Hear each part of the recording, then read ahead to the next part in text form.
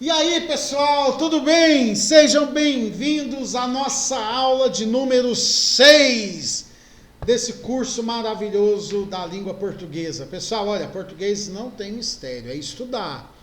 Então, com essas aulas, com esses mapas mentais que estamos fazendo aqui, eu tenho certeza que você vai aprender muito, vai ser muito legal, Então vamos estudar, é possível sim. Agora, gente, deixa eu te falar um negócio. Há um diferencial para você que estuda português. A maioria das pessoas que vão para o concurso público, para um vestibular, não estudam. Elas vão deficiente em língua portuguesa. Agora, se você vai para um concurso público com um pouquinho de português, cara, você já passou à frente de muito candidato. Acredita em mim. Português não é difícil. Não é difícil, são vocês, mulheres. E tem que ser mesmo nesse mundo maravilhoso, feminino, que os homens não conseguem decifrar. Porque o dia que decifrar, fica sem graça. Ah, casamento é bom, né? Fala a verdade. Todo dia é um mistério diferente. É gostoso demais, ó. Beijo pra minha esposa. Vamos junto aí, então? Vamos parar de conversa fiada? Vamos lá. Hoje eu quero falar sobre as vozes verbais. Vozes do verbo. Mas o que é isso? Tem questão sobre isso? Tem. E você precisa saber sim, para você escrever bem, produzir boas redações. Então vamos entender o que são as vozes verbais. Vamos junto? Bom, tá aí o mapa mental que eu criei para te ensinar as vozes verbais. Você tem que entender que é uma expressão ativa, passiva ou reflexiva do sujeito, tá? Então, ó, nós temos aí voz ativa, voz passiva e voz reflexiva. Então, são as três formas verbais. Começa por aí. Voz ativa, voz passiva e voz reflexiva. Muito bem. Quero começar... deixa eu voltar aqui um pouquinho, rapidinho.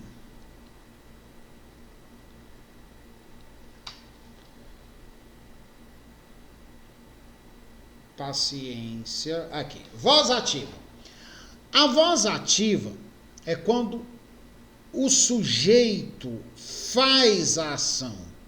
Então, por exemplo, quando eu falo assim, ó, o menino jogou a bola no coleguinha. Quem é o sujeito? O menino, predicado, jogou a bola no coleguinha.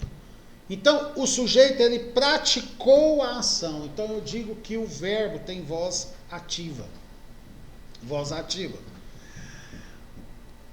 A esposa brigou com o marido, que são sempre elas que brigam. O homem não faz nada. O homem é um sujeito santo, quieto, calado. Mas a esposa brigou com o marido. Então, quem é o sujeito? A esposa. Predicado, brigou com o marido. Então, a esposa, ela fez a ação. Ela brigou com o cara, que estava quietinho lá, vendo o joguinho dele do clube Regatas Flamengo, o melhor time do mundo. Então ela brigou com ele. Então é voz ativa, tá? Voz passiva é quando o sujeito recebe a ação. Por exemplo, olha só, uma ativa. A torcida aplaudiu a seleção. Quem aplaudiu a seleção? A seleção, a torcida. Então o sujeito praticou, voz ativa. Agora se eu falo assim, ó, a seleção foi aplaudida pela torcida, ela recebeu o aplauso. Olha só que legal. Quem é o sujeito? Qual foi a frase mesmo que eu disse? Sim. A seleção foi aplaudida pela torcida. Quem foi aplaudida pela torcida? A seleção. A seleção é sujeito. Então ela recebeu o aplauso. Então aqui nós temos voz passiva. Agora, para falar de voz passiva, vamos andar aqui um pouquinho. Eu tenho voz passiva analítica e voz passiva sintética.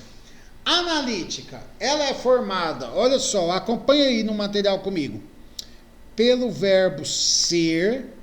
Então, primeiro eu tenho o ser e depois o particípio do verbo principal. Particípio do verbo principal. Particípio é quando o verbo termina em ado, ido, Por exemplo, andado, traído, beijado, entendeu? Removido, isso é particípio. Então eu tenho aqui uma locução verbal, o verbo ser. Então aqui, ó, e o sorvete é, ó, o verbo ser aqui, ó, verbo ser conjugado, considerado, ó, particípio, ó. Então tá o verbo ser com particípio, tá vendo? Então, e o sorvete é considerado um alimento perfeito. Então, quem é considerado um alimento perfeito? O sorvete. Então, alguém considera ele. Então, o sorvete que não está fazendo a ação, ele está recebendo a ação. Então, eu tenho aqui uma voz passiva analítica. Voz passiva sintética é formado por verbo na terceira pessoa e a partícula se. Se, por exemplo, ó, considera-se, ó, verbo na terceira pessoa com a partícula se. Olha aí. Então, os dois, ó, considera-se o sorvete um alimento perfeito. Então, aqui, quem é o sujeito? Sorvete. Né? Ele é considerado um alimento perfeito. Então, nós temos aqui uma voz passiva sintética. Então, a voz passiva analítica é formada pelo verbo ser, suas conjugações e o particípio. A voz passiva sintética, ela é formada por verbo conjugado em terceira pessoa, mais a partícula se. Esquece disso não. Bom, vamos entender o que vem a ser o agente da passiva. Isso aqui é importante mais. Quem é o agente da passividade, da passiva? Olha só. Primeira frase aqui do meu exemplo que eu quero te dar é uma frase que está na voz ativa. As crianças consideram o sorvete um alimento perfeito. Quem considera o sorvete um alimento perfeito? Então, essa parte aqui, ó, começando pelo verbo, é o predicado. Essa parte aqui é o sujeito. Certo? Então, olha só, temos aqui o predicado e o sujeito. Então, olha só. As crianças consideram, voz ativa. O sujeito está praticando a ação, eles estão considerando. A consideração partiu das crianças. Então, nós temos aqui voz ativa do sujeito, um sujeito agente. Verbo, consideram o quê? O sorvete. Objeto direto, vou te ensinar isso nas próximas aulas, o que vem a ser o objeto direto ou objeto indireto, enfim, é um complemento do verbo. Muito bem, agora vamos ver um outro exemplo aqui.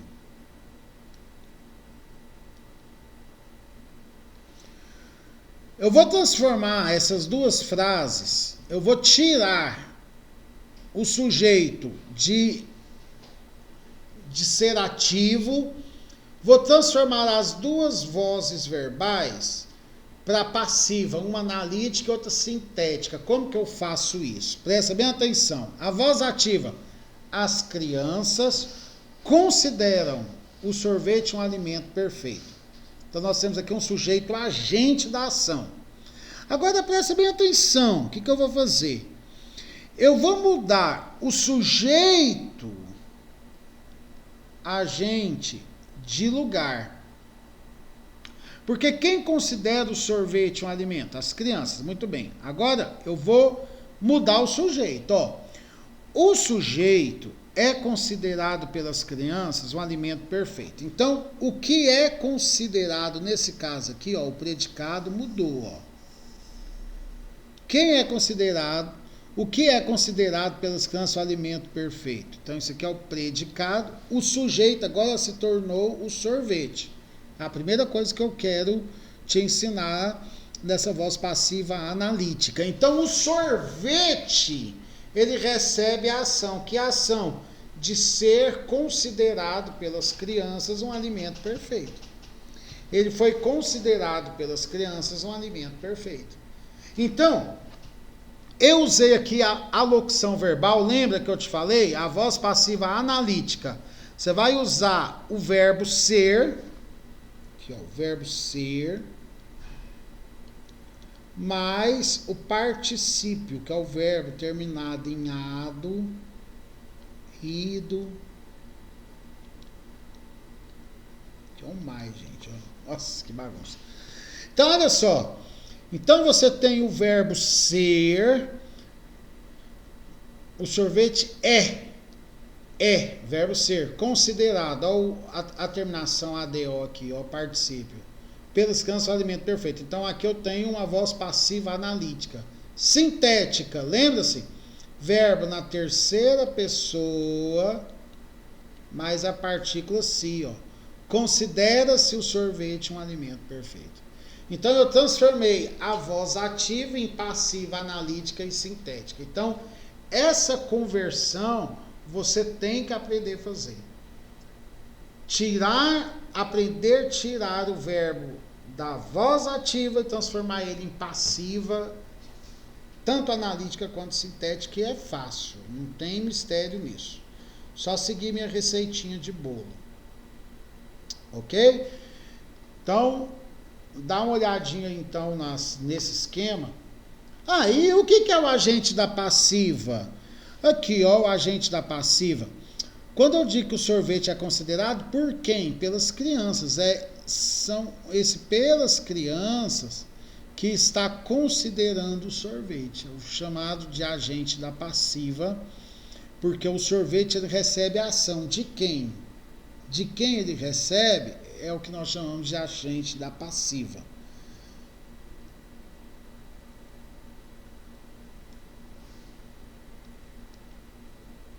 Isto. Temos mais coisa para falar de verbos? Tem. Depois a gente volta mais em verbos. Vamos dar uma descansada em verbos e vamos falar de uma classe gramatical chamada numeral. Numeral também é uma classe gramatical muito importante, é variável.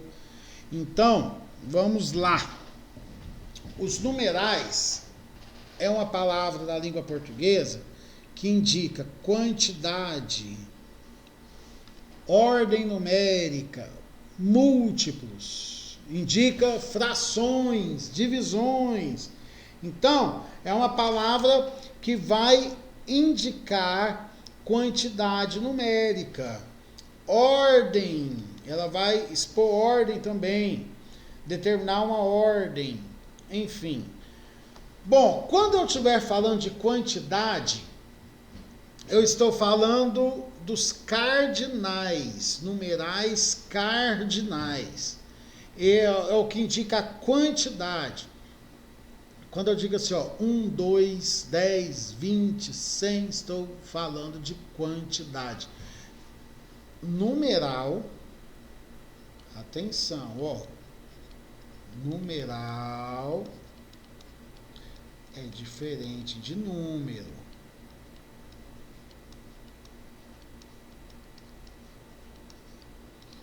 O número é a representação matemática. Nesse caso aqui seria esse aqui é o número. 1, 2, 10, 20, 100. O numeral é a forma extensa, né, que você escreve, tá bom? Que as pessoas confundem muito é o 14. 14. Eu escrevo com CA ou com que o 14. As duas formas estão corretas na língua portuguesa, tá? Ok? Bom, então, toda vez que eu tiver a palavrinha indicando quantidade, são números cardinais, numerais cardinais. Numerais ordinais, ele vai estabelecer ordem. Então, quando eu digo primeiro, eu não sei se eu fiz aqui, peraí, aqui, ó, se fica mais fácil aqui. Ordem, então quando eu falo só primeiro, 10º, 20º, 30º, 40º, 50º, 60º, 70º, aqui está o campeão dos vestibulares e concursos, ó, o 80, é octogésimo. Esse aqui é o campeão, ó. Cai demais o número 80, o numeral 80, nas provas. É recorrente. Por que que cai? Porque a maioria fala octagésimo, porque as outras vêm sexagésimo, quinquagésimo, septuagésimo, mas o 80 é octogésimo. Não existe octagésimo, é octogésimo, ok? Então é importante demais, cai muito. Nonagésimo e o 100, centésimo, facinho, né? Então os numerais ordinais caem, e cuidado com o número 80, porque cai em muitas provas. Vamos embora. Fracionários indicam frações, meio, terço, 1/12, 1/4, 2/5, tudo isso são frações. Outro. Numerais multiplicativos são os que mostram os múltiplos, dobro, triplo, quádruplo. Fácil demais. Bom, e o numeral 0? O 0 é importante a gente estudar ele. Ele é super legal. Tem gente que fala assim, ó, aqui está 0 graus. Olha, 0 é sempre no singular. Por quê? Porque não chegou nem a 1. Para ser plural, tem que ser maior que 1. Não chegou nem a 1, cara. Então, 0 é sempre singular. Então, ó, você tem 0 chances. 0 chances não, 0 chance. 0 hora. 0 pessoa. Então, o singular sempre com 0. Nunca, nunca, nunca plural com 0, ok? Sempre singular. Esquece disso não. E o numeral ambos? Conhece o numeral ambos? O numeral ambos, eu acho que você nunca teve alguém que te falou sobre ele, né? É o seguinte, sempre são dois, um e outro, dois. Então, quando eu falo assim, ó, ambos falaram comigo.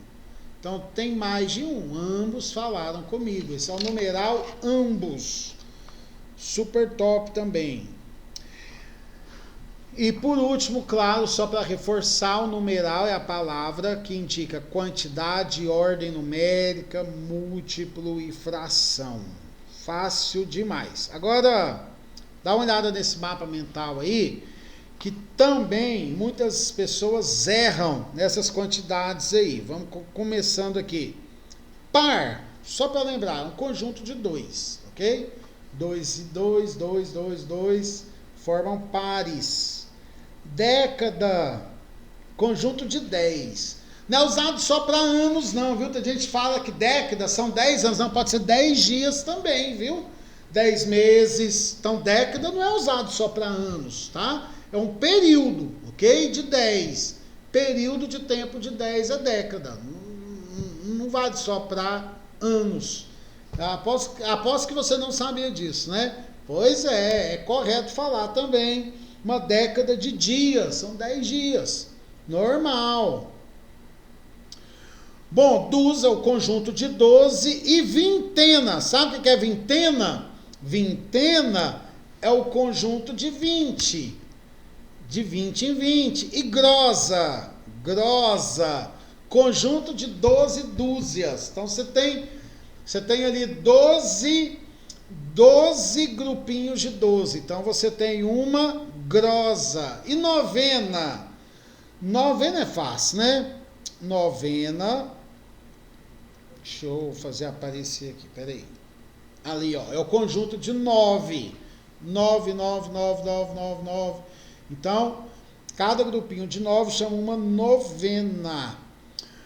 E milheiro ou milhar é o conjunto de 1000. Isso é muito bom a gente aprender. O biênio, período de 2 anos. De 2 em 2 anos nós temos um biênio. Esse aqui também é legal. Quinquênio ou lustro. Lustro, é verdade. Às vezes a gente vê lustro, mas é um período de 5 anos. 5 anos, ok? Então é o lustro, é um período de 5 anos. Então você pode falar quinquênio ou lustro. Milênio, período de 1000 anos. Bacana, isso é facinho, né? 1000 anos. Centenário, período de 100 anos. Sexcentenário é o período de 150 anos. Importantíssimos. E o período de 3 dias? Alguém sabe o nome? O período de 3 dias? E aí? Tem muita gente que fala trinca, né? E é verdade. Tá? Triênio, trinca, tudo é um período de 3 dias. Muito bem. Então, sobre numeral, é isso aí. Cara, dá uma olhada nesse mapa mental agora, que eu quero falar de cada parte dele. Aqui, você tem um verdadeiro livro na sua frente, sintetizado aí nesse mapa mental, que eu fiz com minha letra, meu punho para você, e, enfim, esse é um mapa mental precioso, porque nós vamos começar a estudar agora os pronomes. Pronomes. Gente, o pronome, muita gente aprendeu que pronome substitui o nome, nem sempre, ele pode acompanhar o nome. Ok? Ele pode acompanhar os substantivos. Então, ele pode substituir ou determinar. Quando ele determina, ele está perto do substantivo. Quando ele substitui, o substantivo é tirado, é colocado um pronome. Olha só. João veio aqui. Ponto. Você não vai falar de novo, João ficou louco. Não. Tira a palavra João e substitui pelo pronome ele. João ficou aqui. Ele ficou louco. Então eu tenho aqui um pronome substantivo. Ele está substituindo o nome, o substantivo. Agora, e o pronome adjetivo é o que acompanha o substantivo. Ele determina o substantivo. Ó, meu casaco foi roubado. Então aqui, ó. Casaco é o substantivo.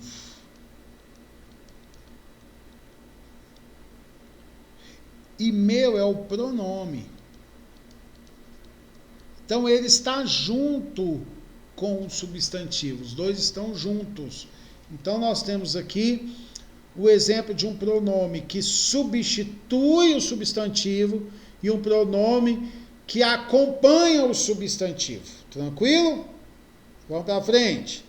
Bom, alguns tipos de pronome agora. Pronomes pessoais. Nós temos 2 grupos de pronomes pessoais. Pessoais do caso reto e pessoais oblíquos. Então, retos e oblíquos. Os pronomes pessoais do caso reto, na regra geral, eles são o sujeito das frases. O caso oblíquo são complementos nas frases. Então, nós não temos sujeito com pronomes oblíquos. Não temos. Então, sujeito sempre, pronomes pessoais do caso reto. Quais são eles? Conhecido por todos nós por causa dos verbos eu, tu, ele, ela, nós, vós, eles, elas. Esses são os pronomes pessoais retos. Oblíquos, equivalentes ao eu, me, mim, comigo. Equivalentes ao tu, te, ti, contigo. Equivalentes ao ele e ela, se, si, consigo. O, a, ilhe. Equivalente a nós, no, nos, conosco. Vós, vos, convosco. Equivalentes a eles e elas, se, si, consigo, os, as, lhes. Então nós temos aqui a tabelinha de pronomes retos e oblíquos. Tem que memorizar? Tem. É importante? Tem. Até para quando a gente for estudar a colocação pronominal, que é uma matéria muito importante também, tá bom? Então, só uma coisinha, eu não posso falar assim, ó, te amo. Isso aqui é errado.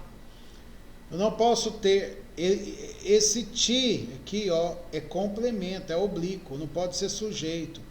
Eu não posso iniciar a frase com te amo. Agora, se eu colocar eu te amo, tá legal, ou amo-te. Aí sim. Mas começar com ele, não, tá? Cuidado com isso. Ou me traga o marmitex. Não, não tem me traga, é traga-me. Traga-me, tá bom?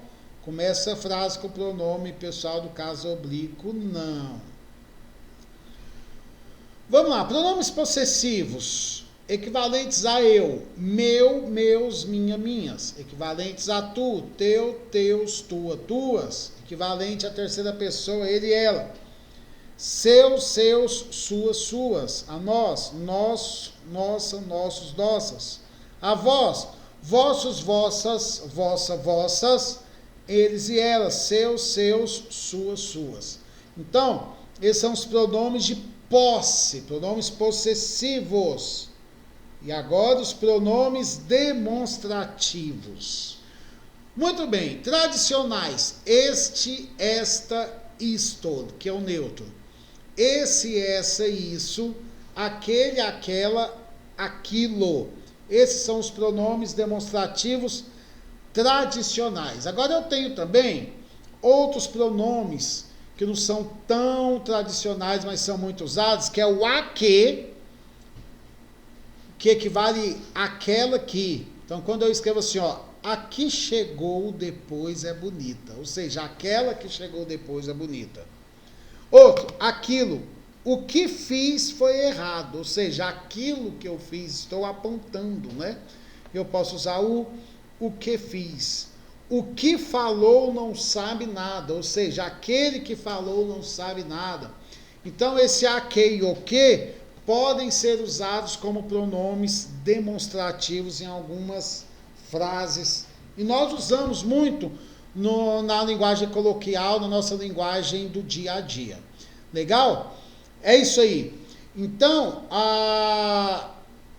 tem também os pronomes interrogativos. Que, qual, quem, quanto. São os pronomes interrogativos. E os pronomes indefinidos. Os que referem à pessoa. Quem, alguém, ninguém. Referente a coisas. Algo, tudo, nada. E os pronomes indefinidos. Referente a pessoas e a coisas ao mesmo tempo. Que pode ser usado para qualquer um. Todo, algum, vários, nenhum, certo, outro, muito, pouco, quanto, um, qualquer, cada. A gente vai ver isso como exemplo nas frases. Mas são pronomes indefinidos. Se eu falo assim, ó, alguém bateu a minha porta. Eu não sei quem foi, alguém. Então é indefinido, certo? Algo aconteceu de muito grave. Algo, o que aconteceu? Não sei. Então esse algo é um pronome indefinido. É isso aí, essas são as classificações dos pronomes. A gente vai ficando por aqui. Até a próxima aula, estudando pronomes. Continuando esse estudo. Super abraço para você e tchau! Até mais!